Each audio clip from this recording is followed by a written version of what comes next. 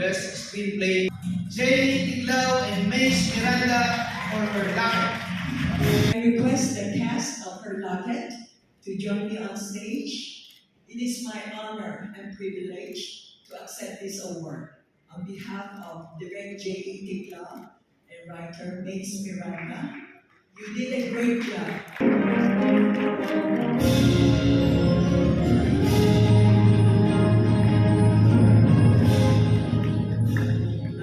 Maraming salamat po.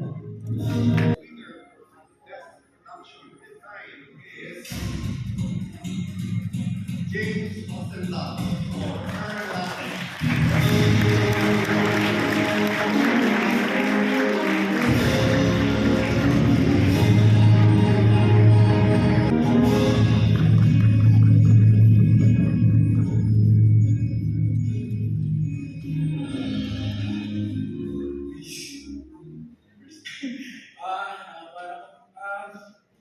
Thank you po, Lord, for this wonderful blessing.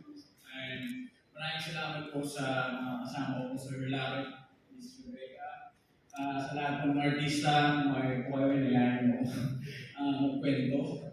At maraming salamat din po kay Direk J.D. Tiglao sa pagkakataon po na mag-collab kami. Binigyan niya rin po ako ng James, magkwento ka, visuals. And yun po, sa buong grupo ko po sa art department, art director, Joy Pante, sa buong setman, craftsman, na lahat na naghirap sa pinag ito from the start. Maraming salamat po. At sa Sinag Maynila po, maraming salamat po Sir Wilson J. At sa aking po mentor sa pagiging art director ko po, kay Direk Brillante, maraming salamat po sa mga tulong ko. Ito, buhay ko wala ng pelikula ng Kalawak sa Sinag Maynila.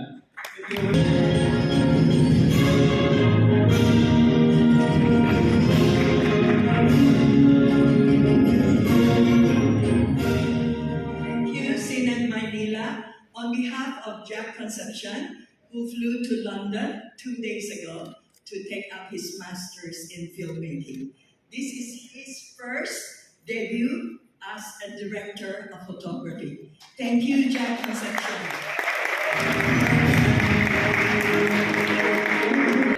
The Sinag Maynila 2024 Jury Prize for Ensemble Cast goes to Her Locket.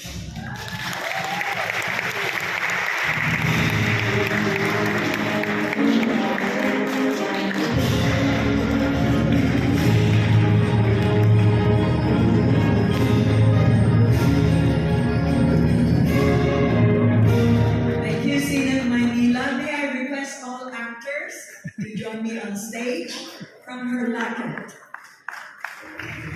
We have Tommy, Boo, Sophie, and Laura, Christine, and my brother, Francis, and Singer, and Sir Roddy Inocencio. Thank you very, very much. To God be the glory. This year's Sinag Maynila Best Director Award rightfully goes to J.E. Tiglao. Her Locket. Her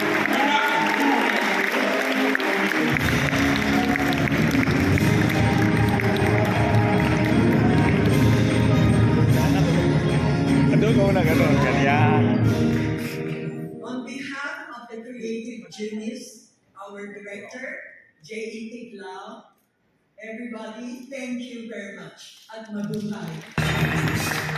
Nominees: Tyler Ballinger, Maple Leaf Dreams; Rebecca Chowonsu, Her Locket; No acting is good acting. For her effortless portrayal of a demented woman who connects with the past through her locket. This year's Sinag Maynila Best Actress Award goes to Miss Rebecca Chowonsu.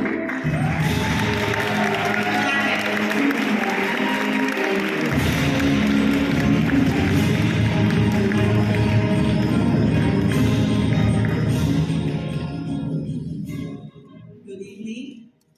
plaquette has been in my mind for the past 32 years.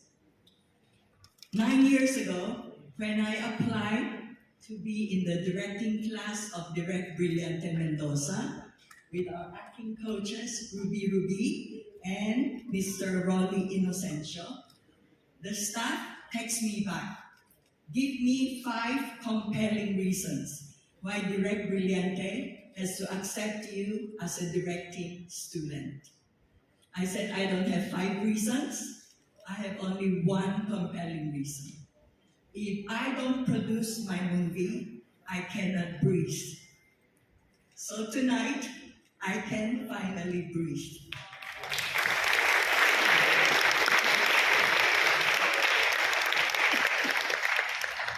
"32 years ago, my father wrote his last will and testament.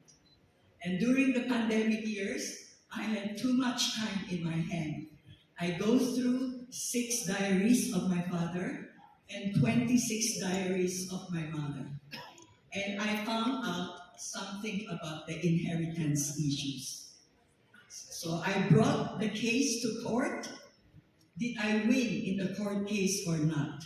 You have to watch the movie. And the winner for Best Film is Her Locket.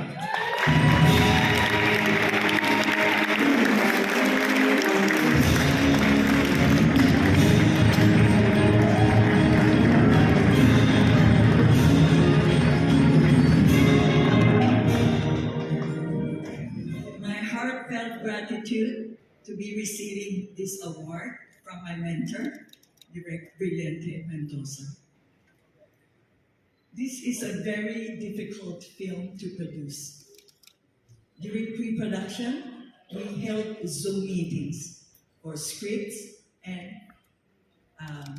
our conceptualization. During the principal photography, my husband was hospitalized, and during the post-production, he passed away. But we continued to produce this film. 3 months later, my sister from the US, a pastor, Reverend Eunice Lim, passed away. So every time I bring the film abroad, it is with a very heavy heart, because if I don't know, I can come back and see them again. But praise the Lord, He continued to give me the strength and the comfort